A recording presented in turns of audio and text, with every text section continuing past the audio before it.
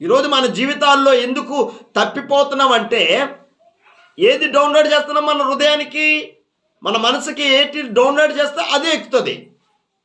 ఈరోజు మన జీవితాల్లో ఈ వాక్యాన్ని డౌన్లోడ్ చేయి. ఈ పరిశుద్ధ గ్రంథం, ఈ వాక్యముతో నరాల్లో ఎక్కించాలా, డౌన్లోడ్ చేయాలా.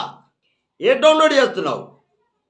ఈ చెత్త, ఈ లోక సంబంధమైన చెత్త అంతా డౌన్లోడ్ చేస్తే నీ మనసుని ఖరాబు చేస్తుంది, నీ హృదయాన్ని ఖరాబు చేస్తుంది.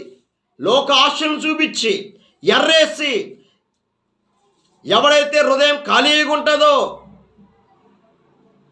సింహం గద్దించవలే రెడీగా ఉన్నాడు వాడు, దుష్టుడైన సాతాను. ఎవరిని మింగేద్దామని ఎవరికి ఇస్తున్నావు అవకాశం? దేవుడు జీవము నీ చేతిలో పెట్టాడు, మరణము నీ చేతిలో పెట్టాడు.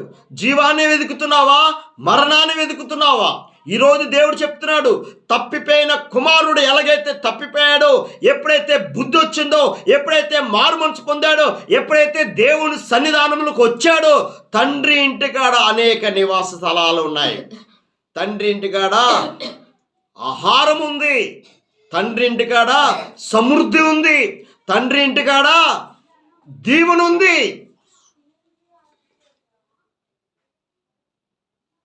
తండ్రి ఇంటి నుంచి దూరం వెళ్ళిపోయావు.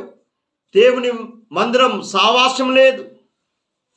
ఒకప్పుడు భక్తి ఉండ ఆ మొదటి ప్రేమ లేదు, మొదటి విశ్వాసము లేదు.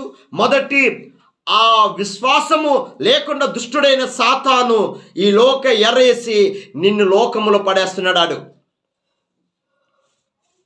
ఈరోజు దేవుడు నీతో మాట్లాడుతున్నాడు. నీ జీవితం ఎలాగుంది ఒకసారి పరీక్షించుకో. పరిశుద్ధాత్మ దేవుడు మాట్లాడుతున్నాడు. ఆయన రక్తమిచ్చి నిన్ను కొనుక్కున్నాడు. ఆయన రక్తమిచ్చి నీ పాపము, నీ శాపము, అమూల్యమైన రక్తములో మన పాపాలన్నీ కడిగాడు.